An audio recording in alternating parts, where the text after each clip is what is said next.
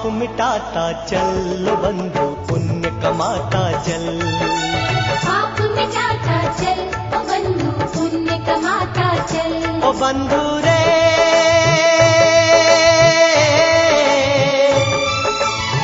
भला हो भलाई कर तू हर घड़ी हर पल। पाप मिटाता चल ओ बंधु पुण्य कमाता चल। पाप मिटाता चल बंधु पुण्य कमाता चल। जय जय सिया राम, जय सिया राम, जय जय सिया राम।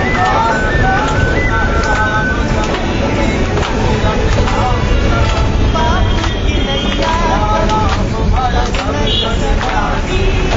प्रणाम युग पद कमल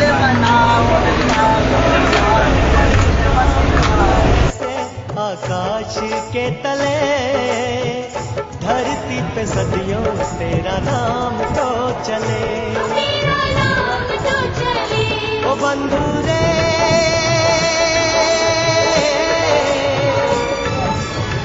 भलाई का अपने मन में निश्चय कर अकल।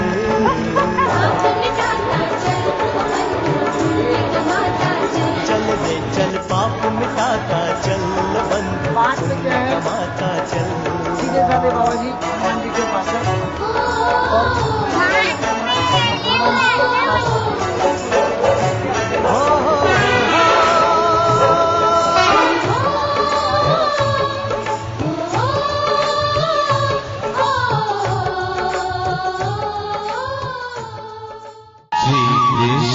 गोविंद हरे मुरारे हे नाथ नारायण वासुदेव। श्री कृष्ण गोविंद हरे मुरारे हे नाथ नारायण वासुदेव। श्री कृष्ण गोविंद हरे मुरारे हे नाथ नारायण वासुदेव। श्री कृष्ण गोविंद हरे मुरारे हे नाथ नारायण वासुदेव। श्री कृष्ण गोविंद हरे मुरारे हे नाथ नारायण वासुदेव। पितु मातु स्वामी सखा हमारे, पितु मातु स्वामी सखा हमारे, पितु मातु स्वामी सखा हमारे, पितु मातु स्वामी सखा हमारे।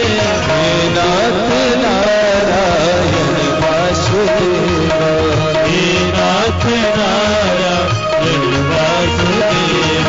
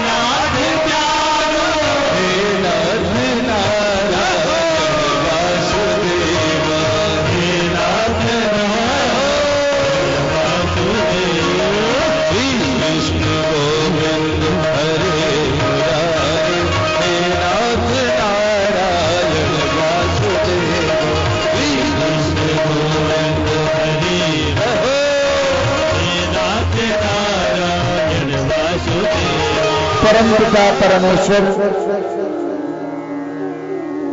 की अहेतुकी अनुकंपा से उत्तराखंड के इस पावन धाम में, जागेश्वर धाम में सत्संग लाभ प्राप्त करने हम सभी एकत्रित हुए हैं।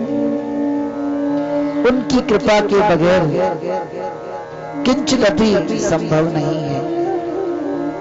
उनकी कृपा से कहां से हम लोग जुड़ करके यहाँ आए। इस पावन धाम की विशेषता क्या है? यह एक तो साक्षात स्वयंभू महामृत्युंजय भगवान का प्रकट स्थान है। यही महामृत्युंजय भगवान प्रकट हुए थे। सतयुग आदि कथाओं में भी जिनका वर्णन मिलता है, द्वापर में साक्षात पांडवों ने आकर के इस तीर्थ का अनुशीलन किया, अपने अज्ञातवास का काफी समय यहाँ बिताया। मृत्युंजय भगवान जो मृत्यु को भी जीतने वाले हैं, महामृत्यु से भी जो तारने वाले हैं, अकाल मृत्यु को भी काटने वाले हैं, शरीर के रोग व्याधियों को मिटाने वाले हैं, उनका साक्षात कृपा प्रसाद हमें आज प्राप्त हो रहा है। बोलो राधे कृष्ण, जय श्री राम।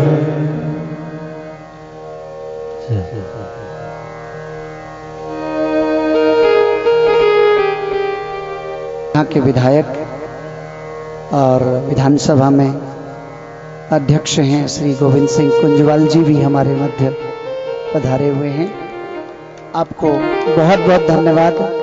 इस भागवत मंच से आपको आशीर्वाद और भगवत कृपा आपको प्राप्त हो, और अपने समय निकाला यहाँ सत्संग सुनने के लिए, और हमें हर्ष हो रहा है। इस अच्छे कार्य के लिए हम लोग प्रवृत्त होकर यहाँ आए हैं। 108 भागवत करने का हम लोगों का संकल्प है।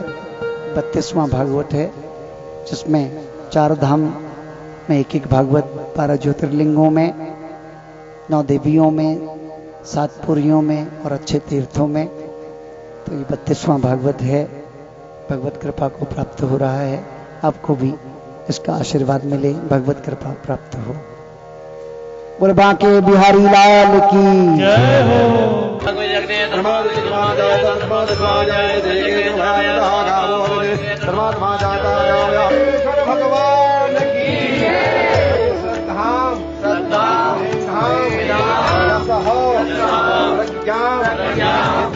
धाम पुष्टिम बलम श्रियम आयुष्यम लभ्यम आरोग्यम देहि मे भव्य वाहन।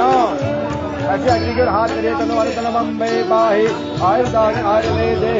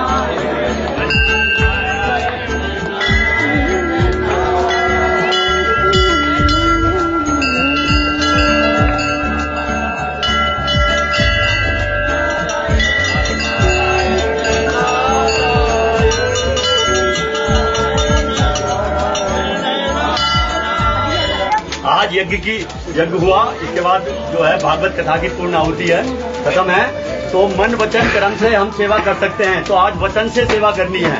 हम जाते हुए जो भी कोई सज्जन मिलता है तो उसको हम बताएं कि आज हमारे भागवत कथा का समापन कार्यक्रम है, तो कृपा करके आप अवश्य आएं 2:30 से 6 बजे तक, और भंडारे की सूचना दें। तो इस तरह किसी आदमी को सत्संग की तरफ प्रेरित करना, यदि कोई भी प्रेरित हो गया तो उसका जो आदमी को पुण्य मिलेगा, उस पुण्य के खाते में हम भी भागीदार होंगे जन्म जन्मांतर का।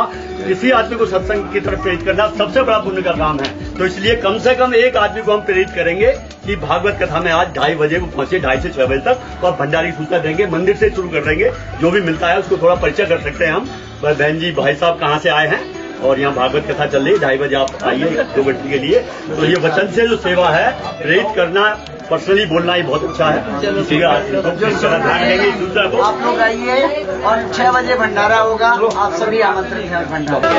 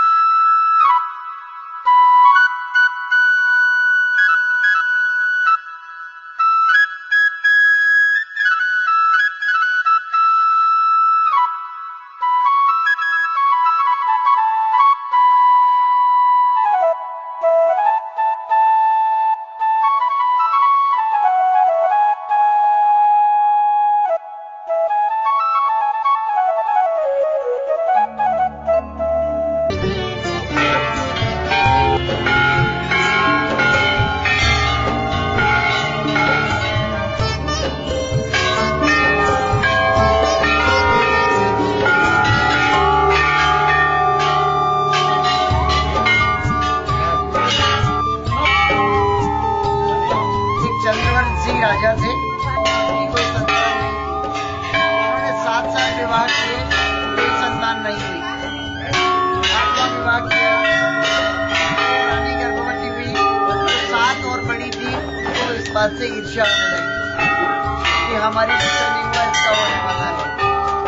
तो उन्होंने बहुत सीधी सादी थी, उसके साथ उन्होंने बहुत दुर्व्यवहार किया। जब बच्चा पैदा हुआ तो बच्चे को उठा के वही झाड़ी में डाला है, कांटे की झाड़ी, वही मर जाएगा बच्चा। कौन डाला है? उनके साथ जो बड़ी सौतन थी, और रानी तो बेहोश हो गई थी बच्चा होने में, राजा को पता नहीं था। तो बाद में इन रानियों ने क्या बोला कि रानी के तो सिलबट्टा पैदा हुआ है, बच्चा नहीं हुआ है, ठीक है, ऐसे बोला। तो उसके बाद क्या हुआ, जब रानी को होश आया, उसको अपने लगा कि जरूर, मतलब एक इंट्यूशन थी कि मेरा बच्चा है, कई लोगों ने छुपाया है, मुझे नहीं मिल रहा है। कालांतर में क्या हुआ, कोई एक घूमता हुआ कोई आदमी जा रहा था, उसको रास्ते में वो बच्चा मिल गया रोता हुआ, उसने झाड़ी के अंदर प्रवेश किया, कांटे के साथ बच्चे को अपने घर ले गया, पाला पोसा। बच्चा धीरे धीरे बड़ा होने लगा, 3 साल 4 साल में बहुत ही विचित्र बुद्धिमान था। 5 साल की अवस्था में उस बच्चे ने एक दिन उससे पूछा, दादू से, उसका नाम दादू था, उसने कहा दादू आप मेरे क्या लगते हैं, मेरे माता पिता कहाँ हैं। दादू सब जानता था, उसको पता था ये किसका बच्चा है, क्योंकि ऐसा बच्चा राज परिवार से ही हो सकता है। जब बच्चे ने अपने पाने के लिए तो कोई भी बच्चा बन सकता है, हम नहीं मानते। तो उसने बोला कि मैं दूधाधारी हूँ, देखो अगर मुझे शक्ति है, ये मेरी माँ है, मैं इसका बेटा हूँ, तो उसको दूर रखिए, और इतनी दूर से इसके स्तन से दूध की धार आएगी, मेरे मुंह पे गिरेगी। और ऐसा ही चमत्कार हुआ। उसके बाद राजा ने माना। ऐसे ऐसे करके फिर वो बच्चा बचपन से ही समाज के लिए समर्पित हो गया। उसने समाज के लिए काम किया, बहुत लोगों की सेवाएं की, बहुत लोगों की कुप्रथाएं को दूर किया, तो अपना जीवन उसी में लगाया। तब से उसको एक राजा के रूप में और एक भगवान के रूप में लोग मानते हैं। अब यहाँ पे दूधाधारी घोड़े देवता है, इसमें लोगों की बड़ी बड़ी घंटियां चढ़ाई जाती है। इनका ये है, महात्मा घोड़े पे सवार हैं। कहते हैं जिसको संसार में कहीं न्याय नहीं मिलता, वो न्याय की गुहार लगाना यहाँ भी पहुँचता है। बड़े बड़े अंग्रेज भी यहाँ आते हैं। आप यहाँ देखोगे बहुत सारे लेटर लिखे हुए हैं, यहाँ घंटियों के साथ बंधे पड़े हैं और उसमें लोगों ने अपनी न्याय की गुहार लगाई। मुझे किसी कोर्ट से, अदालत से न्याय नहीं मिला, मेरे शत्रुओं ने एहसास किया। तो यहाँ पे एक मान्यता है कि जिसने भी आपके साथ बुरा किया उसको दंड मिलता है आपका, लेकिन आप ठीक होने चाहिए। अगर आप गलत हैं फिर आपको भी punishment मिलेगा। तो यहाँ पे लोग न्याय की गुहार लगाते हैं। बहुत सारी एप्लीकेशन हिंदी, इंग्लिश, उर्दू, बहुत सारी लैंग्वेजेस में आपको मिलेगी। इसकी ये महत्ता है, ठीक है। इसलिए आप लोगों को